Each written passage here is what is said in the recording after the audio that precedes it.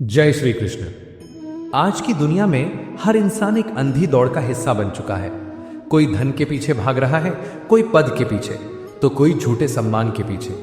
हम सब सफलता की सीढ़ियां चढ़ना चाहते हैं, लेकिन विडंबना देखिए, जो इन सीढ़ियों पर सबसे ऊपर पहुंच गया है वो भी भीतर से खाली और अशांत है, और जो नीचे है वो असफलता के डर से रो रहा है। आज का युवा दिन रात मेहनत करता है, लेकिन जब मनचाहा परिणाम नहीं मिलता तो वो डिप्रेशन में चला जाता है, हार मान लेता है और कभी कभी तो जिंदगी खत्म करने तक का विचार कर लेता है। हम ईश्वर से शिकायत करते हैं कि मेरे साथ ही ऐसा क्यों हुआ, मैंने तो इतनी मेहनत की थी, फिर मुझे सफलता क्यों नहीं मिली। श्री कृष्ण कहते हैं कि तुम्हारी इस पीड़ा का कारण तुम्हारी असफलता नहीं है, बल्कि कर्म और फल को लेकर तुम्हारा अज्ञान है। आज हम गीता के उस परम ज्ञान को समझेंगे जो आपको हर हार और जीत से ऊपर उठाकर एक सच्चा कर्म योगी बना देगा। संसार का सबसे बड़ा दुख यह है कि हमने अपनी खुशी को भविष्य की किसी घटना पर टिका दिया है। हम सोचते हैं कि जब मुझे वो नौकरी मिल जाएगी, जब मेरा व्यापार बड़ा हो जाएगा, या जब मेरे पास बहुत सारा पैसा आ जाएगा, तब मैं खुश होऊंगा। ये सबसे बड़ा मायाजाल है। श्री कृष्ण कहते हैं कि जो इंसान वर्तमान में खुश नहीं है वो भविष्य में भी कभी खुश नहीं रह सकता, क्योंकि जब आप एक लक्ष्य प्राप्त कर लेंगे तो आपका ये चंचल मन तुरंत कोई नया लक्ष्य तय कर देगा और आप फिर से उसी अतृप्त दौड़ में शामिल हो जाएंगे। कुरुक्षेत्र के मैदान में अर्जुन भी इसी दुविधा में थे। वो युद्ध के परिणाम को लेकर चिंतित थे। उन्हें लग रहा था कि अगर मैं हार गया तो क्या होगा, और अगर जीत भी गया तो अपनों को मारकर उस जीत का क्या मोल रह जाएगा। अर्जुन कर्म करने से पहले ही फल का हिसाब लगा रहे थे। तब भगवान श्री कृष्ण ने उन्हें गीता का वो सबसे महान श्लोक सुनाया जो आज भी हर इंसान के लिए संजीवनी है। उन्होंने कहा, कर्मण्येवाधिकारस्ते मां फलेषु कदाचन, अर्थात तुम्हारा अधिकार केवल कर्म करने में है, उसके फलों में कभी नहीं। इसलिए तुम फल की चिंता छोड़कर सिर्फ अपना कर्म करो। आज की पीढ़ी इस निष्काम कर्म के सिद्धांत को समझ नहीं पाती। लोग पूछते हैं कि अगर फल की इच्छा ही नहीं होगी तो हम मेहनत क्यों करेंगे, बिना किसी लक्ष्य के कोई काम कैसे किया जा सकता है। श्री कृष्ण यहाँ लक्ष्य बनाने से मना नहीं कर रहे हैं। वो कह रहे हैं कि लक्ष्य बनाओ, पूरी योजना बनाओ और उस लक्ष्य को पाने के लिए अपनी पूरी जान लगा दो। लेकिन जब तुम काम कर रहे हो उस समय तुम्हारा पूरा ध्यान सिर्फ तुम्हारे काम पर होना चाहिए, ना कि इस बात पर कि इसका परिणाम क्या निकलेगा। जब आप परिणाम से जुड़ जाते हैं तो आपके मन में एक डर पैदा हो जाता है, हारने का डर, और जहां डर है वहां आप कभी अपना 100% नहीं दे सकते। डर इंसान की क्षमता को खा जाता है। जब आप ये सोचकर काम करते हैं कि चाहे जीत मिले या हार, मैं अपना कर्म पूरी ईमानदारी से करूंगा, तब आप उस डर से मुक्त हो जाते हैं। और एक निडर इंसान जो कर्म करता है वो हमेशा श्रेष्ठ ही होता है। लेकिन क्या हो जब हम अपनी पूरी ताकत लगा दें, पूरी ईमानदारी से काम करें और फिर भी हम असफल हो जाएं? ये वो मोड़ है जहां अच्छे अच्छे लोग टूट जाते हैं।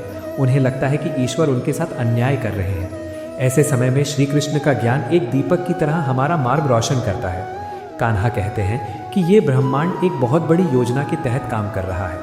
तुम्हारी बुद्धि बहुत सीमित है, तुम सिर्फ आज का नुकसान देख रहे हो, लेकिन मैं तुम्हारे भविष्य का निर्माण देख रहा हूँ। कभी कभी ईश्वर तुम्हें वो नहीं देते जो तुम चाहते हो, इसलिए नहीं कि तुम उसके लायक नहीं हो, बल्कि इसलिए क्योंकि तुम्हारे लिए कुछ उससे भी बेहतर तय किया गया है। जब कोई दरवाज़ा तुम्हारे मुंह पर बंद होता है तो निराश होकर वहीं मत बैठ जाओ। समझ लो कि वो दरवाज़ा तुम्हारी मंजिल का था ही नहीं, तुम्हारे लिए कोई और बड़ा द्वार खुलने वाला है। असफलता कोई सज़ा नहीं है, वो सिर्फ एक दिशा निर्देश है जो तुम्हें तुम्हारी सही मंजिल की तरफ मोड़ रहा है। जो इंसान अपनी हर हार को ईश्वर का प्रसाद समझकर स्वीकार कर लेता है, उसे दुनिया की कोई ताकत हरा नहीं सकती। हमारे दुखों का एक और बहुत बड़ा कारण है अहंकार। जब हम सफल होते हैं तो हम छाती चौड़ी करके कहते हैं कि ये मैंने किया है, मेरी मेहनत, मेरी बुद्धि, मेरी काबिलियत की वजह से मुझे ये मुकाम मिला है। लेकिन जैसे ही हम असफल होते हैं तो तुरंत सारा दोष किस्मत पर, परिस्थितियों पर या भगवान पर डाल देते हैं। श्री कृष्ण कहते हैं कि ये मैं का भाव ही सारे दुखों की जड़ है। इंसान सोचता है कि वो करता है, लेकिन असल में वो सिर्फ प्रकृति के 3 गुणों के अधीन होकर काम कर रहा है। जब तक तुम्हारे भीतर ये अहंकार रहेगा कि मैं कर रहा हूँ, तब तक तुम कर्म के बंधन में बंधे रहोगे। अर्जुन को भी यही अहंकार था कि मैं युद्ध कर रहा हूँ, मैं मारूंगा। तब श्री कृष्ण ने उन्हें अपना विराट रूप दिखाया और कहा कि ये सब तो पहले से ही मरे हुए हैं, तुम सिर्फ निमित्त बन जाओ। आज के जीवन में भी हमें यही करना है, निमित्त मात्र बन जाना है। जब भी कोई काम करो तो ये सोचो कि तुम एक खाली बांसुरी हो और श्री कृष्ण तुम्हारे भीतर से अपने कर्म रूपी संगीत को बजा रहे हैं। जब सफलता मिले तो उसे ईश्वर के चरणों में रख दो और कहो कि ये आपकी कृपा है। जब हार मिले तो उसे भी ईश्वर को सौंप दो और कहो कि ये आपकी इच्छा है। जब कर्ता भाव मिट जाता है तो कर्म का कोई बोझ मन पर नहीं रहता। जीवन एक बहती हुई नदी की तरह सहज और निर्मल हो जाता है। आजकल हम एक और बड़ी बीमारी के शिकार हैं और वो है तुलना करना। हम अपनी जिंदगी की तुलना दूसरों की जिंदगी से करते हैं। सोशल मीडिया ने इस बीमारी को और बढ़ा दिया है। हम दूसरों की चमकती हुई तस्वीरें देखते हैं और सोचते हैं कि मेरी जिंदगी कितनी बेकार है। उसका प्रमोशन हो गया, उसने नया घर ले लिया, उसकी शादी हो गई और मैं वहीं का वहीं हूँ। ये ईर्ष्या और तुलना हमारे मन की शांति को दीमक की तरह चाट जाती है। श्री कृष्ण हमें समझाते हैं कि हर आत्मा की यात्रा अलग है। हर इंसान अपने पुराने जन्मों का अलग प्रारब्ध लेकर इस धरती पर आया है। तुम अपनी तुलना किसी और से कैसे कर सकते हो? क्या सूरज की तुलना चांद से की जा सकती है? नहीं, दोनों अपने अपने समय पर चमकते हैं। तुम्हारे जीवन का समय क्षेत्र दूसरों से अलग है। कोई कम उम्र में सफलता पा लेता है और कोई जीवन के अंतिम पड़ाव में जाकर महान बनता है। ईश्वर ने सबके लिए एक अलग घड़ी तय की है, इसलिए दूसरों की थाली में झांकना बंद करो।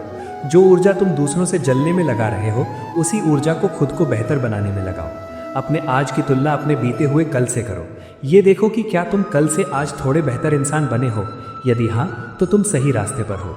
जब तुम खुद से प्रतियोगिता करने लगते हो तो तुम्हारे भीतर का सच्चा विकास शुरू होता है। एक बहुत गहरी बात जो गीता हमें सिखाती है वो है संभाव में रहना। संभाव का मतलब है सुख और दुख, लाभ और हानि, जय और पराजय में एक समान रहना। जब सफलता मिले तो इतने अहंकारी मत बन जाओ कि जमीन पर पैर ही ना रहे, और जब असफलता मिले तो इतने मत गिर जाओ कि फिर से उठने की हिम्मत ही ना बचे। समुद्र को देखो, चाहे कितनी भी नदियां उसमें आकर मिलें, उसका जल स्तर एक समान ही रहता है। एक ज्ञानी इंसान का मन भी उसी समुद्र की तरह गहरा और शांत होना चाहिए। ये संभाव कैसे आता है? ये तब आता है जब हम ये जान लेते हैं कि ये संसार नश्वर है। यहाँ जो कुछ भी है वो सब एक दिन नष्ट होने वाला है। तुम्हारी सफलता, तुम्हारी दौलत, तुम्हारा पद, कुछ भी हमेशा रहने वाला नहीं है। जब सब कुछ अस्थायी है तो फिर उसका इतना अहंकार क्यों? और जब दुख भी अस्थायी है तो फिर उसका इतना शोक क्यों? ये समय भी गुजर जाएगा, ये मंत्र हमेशा याद रखो। हम भाग दौड़ करते हैं, अपने शरीर को तोड़ते हैं, अपने रिश्तों को दांव पर लगाते हैं, सिर्फ थोड़े से पैसे और झूठे रुतबे के लिए। लेकिन श्री कृष्ण कहते हैं कि इंसान की सबसे बड़ी संपत्ति बाहर की दुनिया में नहीं बल्कि उसके भीतर है। वो संपत्ति है आत्मज्ञान। जब तुम ये जान लेते हो कि तुम ये शरीर नहीं बल्कि एक अमर और शुद्ध आत्मा हो, तब दुनिया की कोई भी बाहरी चीज़ तुम्हें ना तो बहुत ज़्यादा खुश कर सकती है और ना ही बहुत ज़्यादा दुखी कर सकती है। सफलता का मतलब सिर्फ बहुत सारा पैसा कमाना या एक बड़ा मुकाम हासिल करना नहीं है। सच्ची सफलता वो है जब तुम्हारे कर्मों से किसी दूसरे इंसान के चेहरे पर मुस्कान आए, जब तुम्हारे होने से इस दुनिया में थोड़ी सी अच्छाई बढ़े। श्री कृष्ण कहते हैं कि जो इंसान सभी प्राणियों के हित में लगा रहता है वो मुझे सबसे ज़्यादा प्रिय है। अपने कर्मों में सेवा का भाव लाओ। तुम जो भी काम कर रहे हो ये सोचकर काम करो कि मेरे इस काम से समाज का क्या भला हो रहा है। जब तुम दूसरों के लिए कुछ करते हो तो ईश्वर तुम्हारे लिए काम करने लगता है। प्रकृति का एक अटल नियम है, तुम दुनिया को जो दोगे वही कई गुना होकर तुम्हारे पास वापस आएगा। अगर तुम दुनिया को प्यार दोगे तो तुम्हें प्यार मिलेगा। अगर तुम दूसरों की सफलता में मदद करोगे तो नियति तुम्हारी सफलता के रास्ते अपने आप खोल देगी।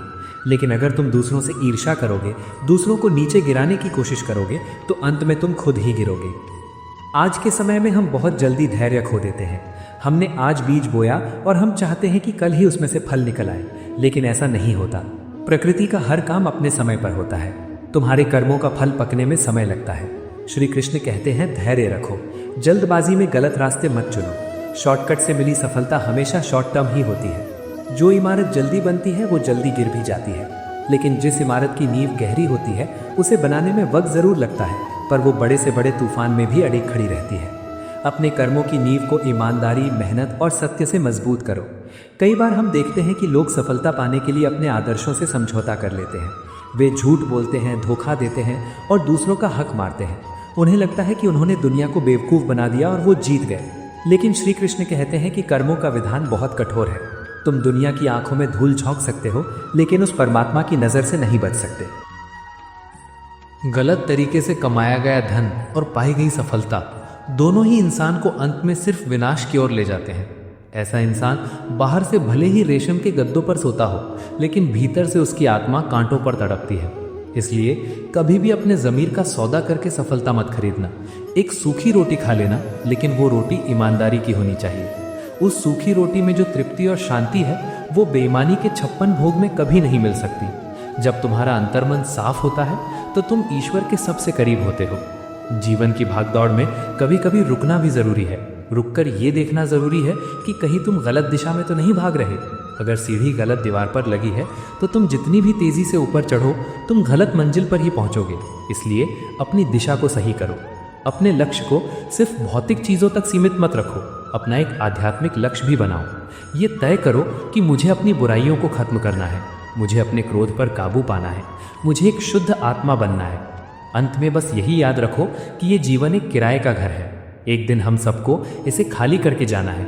जब जाने का समय आएगा तो ना तुम्हारा बैंक बैलेंस तुम्हारे साथ जाएगा, ना तुम्हारी डिग्रियां और ना ही तुम्हारा कोई रुतबा।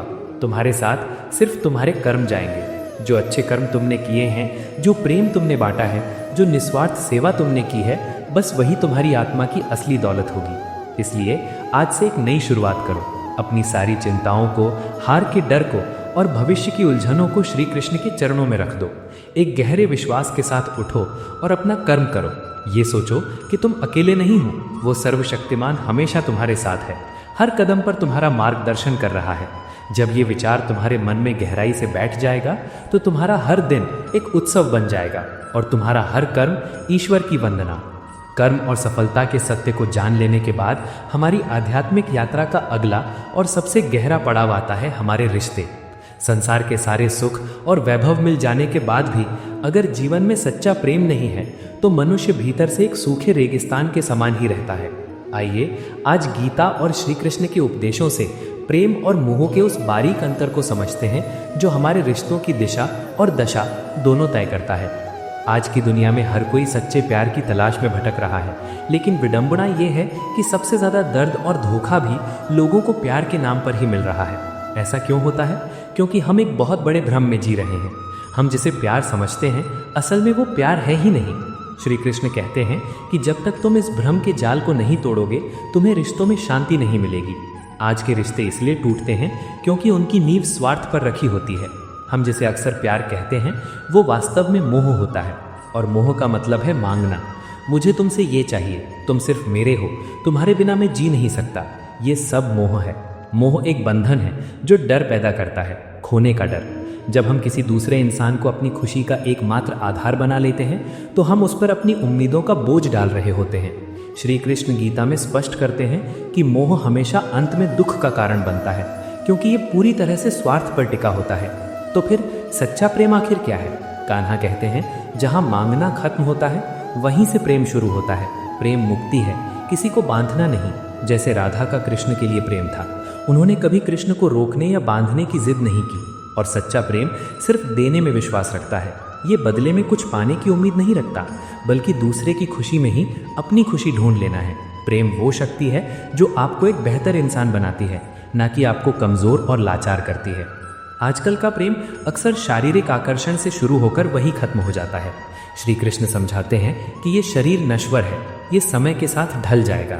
अगर तुम्हारा प्रेम सिर्फ सुंदरता या बाहरी रूप तक सीमित है तो वो भी समय के साथ खत्म हो जाएगा। सच्चा और अटूट रिश्ता तब बनता है जब तुम सामने वाले इंसान के भीतर की आत्मा से जुड़ते हो, जब तुम्हें उसमें अपने मित्र और ईश्वर दोनों की झलक दिखने लगे। आत्मिक प्रेम ही अनंत होता है, वही कभी नहीं मरता, चाहे शरीर रहे या ना रहे। मोह को छोड़ना आसान नहीं है, क्योंकि ये हमारी पुरानी आदत है। श्री कृष्ण कहते हैं कि पहला कदम है स्वीकार करना कि सामने वाला व्यक्ति एक स्वतंत्र आत्मा है, आपकी संपत्ति नहीं। उसे बदलने की जिद छोड़ दें, और जैसे ही आप सामने वाले को उसके वास्तविक रूप में उसकी कमियों के साथ स्वीकार करते हैं, मोह की पकड़ ढीली होने लगती है और सच्चे प्रेम के अंकुर फूटने लगते हैं। रिश्तों में सबसे बड़ा जहर है उम्मीदें। मैंने तुम्हारे लिए ये किया तो तुम्हें भी मेरे लिए वो करना चाहिए। याद रखें, ये प्रेम नहीं, ये भावनाओं का व्यापार है। श्री कृष्ण निष्काम कर्म की बात करते हैं, इसे रिश्तों में लागू करें। किसी के लिए कुछ करें क्योंकि आपको देना अच्छा लगता है, इसलिए नहीं कि बदले में कुछ मिले। जब आप लेन देन का हिसाब रखना बंद कर देते हैं तो रिश्ता बोझ नहीं लगता, वो हवा की तरह हल्का और पवित्र हो जाता है। आपको गहन शांति महसूस होगी, ना कि निरंतर तनाव या उत्तेजना। सच्चा प्रेम आपको शांत करता है, बेचैन नहीं। लेकिन क्या हो अगर आपने सच्चा प्रेम किया फिर भी रिश्ता टूट गया या धोखा मिला? यहाँ श्री कृष्ण का उपदेश काम आता है। वे कहते हैं कि संसार में मिलना और बिछड़ना चलता रहता है, अगर कोई दूर गया तो समझें कि उसका रोल आपके जीवन के नाटक में पूरा हुआ। दुखी होकर खुद को नष्ट ना करें। ये समझें कि कोई भी इंसान आपको पूरा नहीं कर सकता। पूर्णता केवल ईश्वर से जुड़ने में है। कभी कभी ईश्वर हमारा दिल इसलिए तोड़ते हैं ताकि हम ये समझ सकें कि हमारा असली रिश्ता सिर्फ उनसे है। श्री कृष्ण का एक और महत्वपूर्ण संदेश है, जो खुद से प्रेम नहीं कर सकता वो किसी और से भी सच्चा प्रेम नहीं कर सकता। अक्सर हम खाली कटोरा लेकर दूसरों के पास जाते हैं और भीख मांगते हैं कि मुझे प्यार दो, मुझे खुश करो, लेकिन एक भिखारी कभी राजा नहीं बन सकता। जब आप भीतर से खाली होते हैं तो आप दूसरे व्यक्ति को निचोड़ने लगते हैं। इसलिए पहले खुद को प्रेम से भरें। जब आप अपनी कंपनी में खुश रहना सीख जाते हैं तब आप रिश्ते में ज़रूरत के लिए नहीं बल्कि साझा करने के लिए जाते हैं। हजारों रिश्ते सिर्फ एक शब्द की वजह से टूट जाते हैं और वो है अहंकार। मैं सही हूँ, उसने माफ़ी क्यों नहीं मांगी, मैं क्यों झुकूं। श्री कृष्ण अर्जुन से कहते हैं कि अहंकार अज्ञानता है।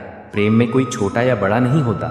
झुकने का मतलब हारना नहीं, बल्कि ये है कि आपके लिए अपनी जिद से ज़्यादा वो रिश्ता कीमती है। क्षमा करना सीखें। जो माफ़ कर सकता है वही सच्चा प्रेम निभा सकता है। आजकल हम सब कुछ तुरंत चाहते हैं। अभी मैसेज किया, अभी जवाब चाहिए, अभी रिश्ता शुरू हुआ, अभी कमिटमेंट चाहिए। लेकिन प्रेम कोई इंस्टेंट नूडल्स नहीं है। ये एक बरगद के पेड़ जैसा है जिसे बड़ा होने में वक्त लगता है। श्री कृष्ण कहते हैं, धैर्य रखो, अपने साथी और ईश्वर की योजना पर विश्वास रखो। शक और जल्दबाजी रिश्ते की जड़ों को काट देते हैं। जिस रिश्ते में धैर्य है वही आंधियों में भी टिका रहता है। रिश्तों को बचाने का सबसे शक्तिशाली अस्त्र है मौन। जब विवाद बढ़े, जब क्रोध अपने चरम पर हो, उस पल मौन हो जाना कमजोरी नहीं बल्कि सबसे बड़ी ताकत है। जब आपका साथी गुस्से में हो तो आप शांत हो जाएं। आग को आग से नहीं पानी से बुझाया जाता है। आपका मौन सामने वाले के क्रोध को भी शांत कर देगा। हर रिश्ते की शुरुआत में एक नशा होता है। सब कुछ हसीन लगता है, लेकिन समय के साथ वो नशा उतर जाता है और असलियत सामने आती है। जब एक दूसरे की कमियां दिखने लगती हैं, जब जीवन नीरस लगने लगता है, यही वो समय है जहां 90% लोग हार मान लेते हैं। लेकिन श्री कृष्ण कहते हैं कि सच्चा प्रेम यहीं से शुरू होता है।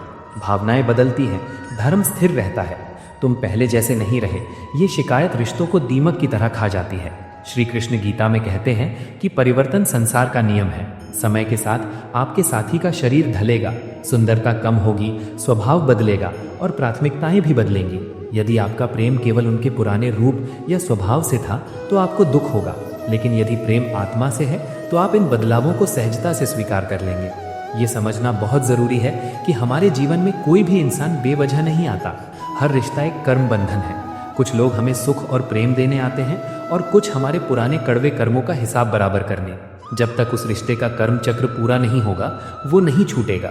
प्रेम और क्षमा ही इस चक्र को तेजी से काटने का एकमात्र तरीका है। हमारा अंतिम लक्ष्य किसी इंसान को पाना नहीं बल्कि प्रेम के जरिए ईश्वर को पाना है।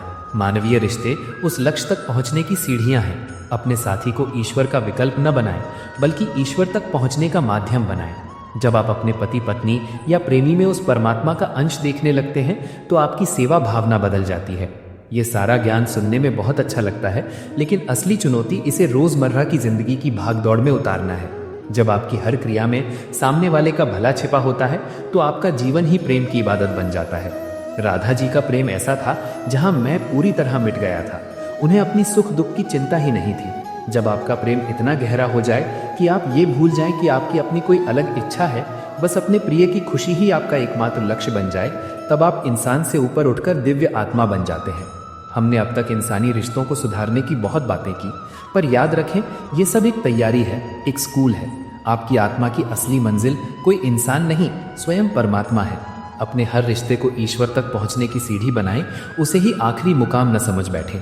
जिस दिन आपका मन संसार के मोह से हटकर पूरी तरह गोविंद के चरणों में लग जाएगा, उसी दिन आपकी ये प्रेम यात्रा सफल होगी। ये सोचें कि आप एक खाली बांसुरी हैं और कृष्ण आपके माध्यम से सामने वाले को अपना प्रेम दे रहे हैं। सच्चे प्रेमी कभी बिछड़ते नहीं हैं। इस सत्य को जानकर शोक करना छोड़ें। प्रेम कभी मरता नहीं, वो सिर्फ रूप बदलता है। श्री कृष्ण ने पहले ही चेतावनी दी थी कि कलयुग में वासना और शारीरिक आकर्षण को ही प्रेम का नाम दिया जाएगा। आज की दुनिया में यदि कोई निस्वार्थ और शुद्ध प्रेम करता है तो लोग उसका मजाक उड़ाते हैं या उसे बेवकूफ समझते हैं। ऐसे स्वार्थी माहौल में अपने प्रेम को पवित्र बनाए रखना कीचड़ में कमल खिलने के समान है। आपको दुनिया की बातों से या समाज के तानों से प्रभावित नहीं होना है।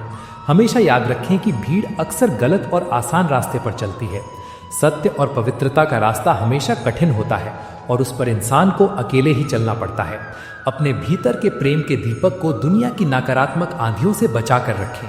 कई बार हमारे रिश्ते हमारी अपनी किसी गलती के कारण नहीं बल्कि दूसरों की वजह से टूट जाते हैं। जैसे महाभारत में शकुनी ने मीठी बातें करके कौरवों का सर्वनाश करवाया था, वैसे ही आज भी कई लोग हितैषी बनकर आपके जीवन में आते हैं और आपके पवित्र रिश्ते में जहर घोलने का काम करते हैं। श्री कृष्ण कहते हैं कि संगत का असर इंसान के मन पर बहुत गहरा होता है।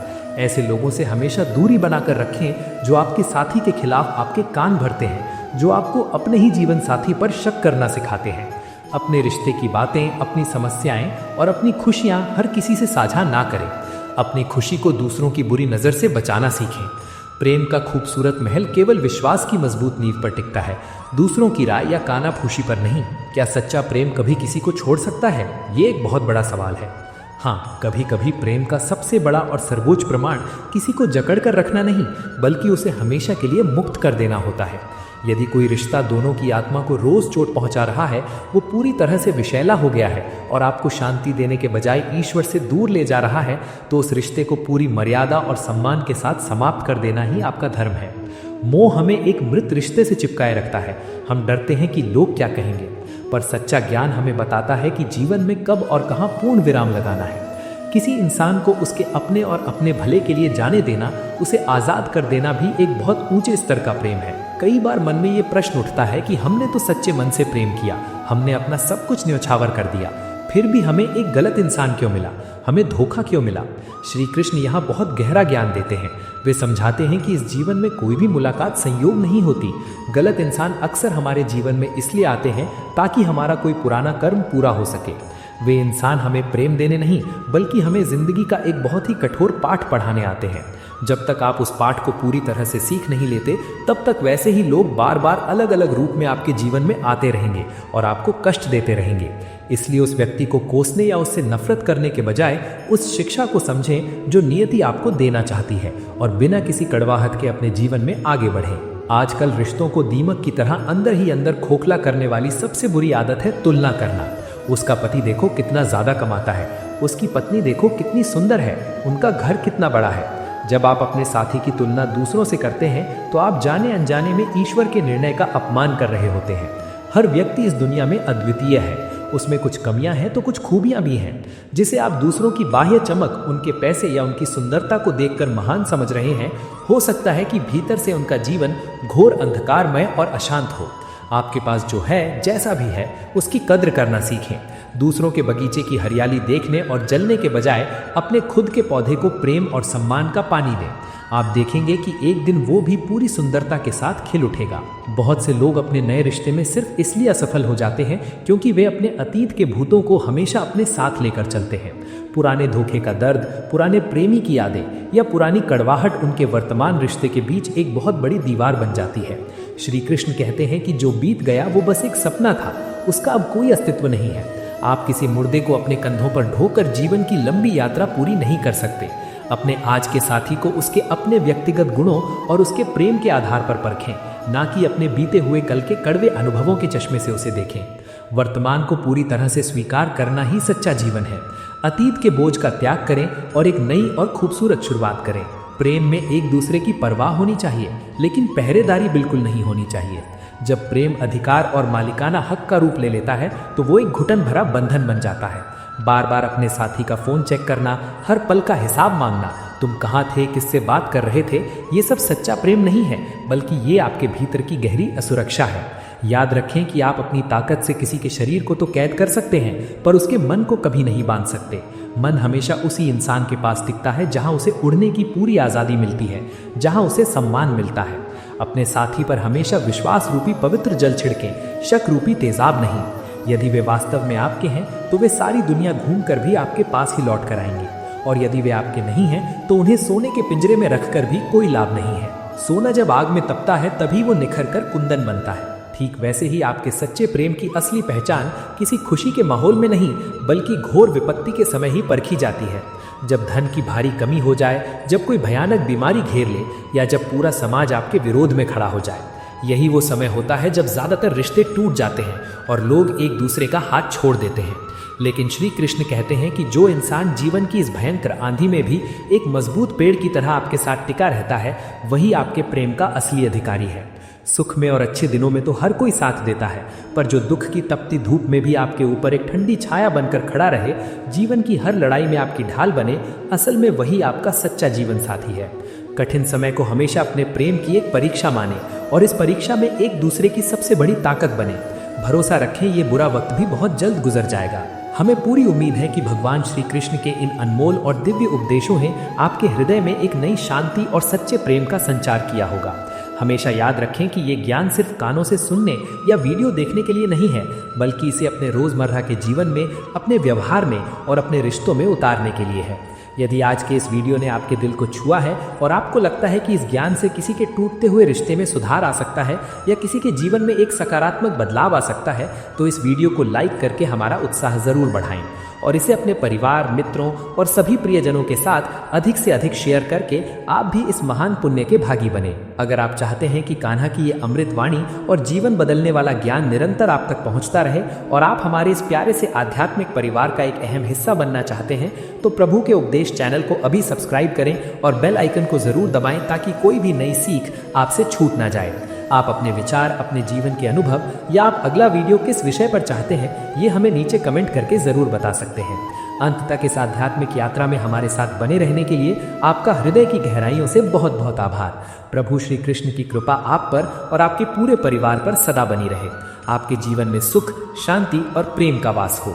सब मिलकर प्रेम से बोलिए, जय श्री कृष्ण, राधे राधे।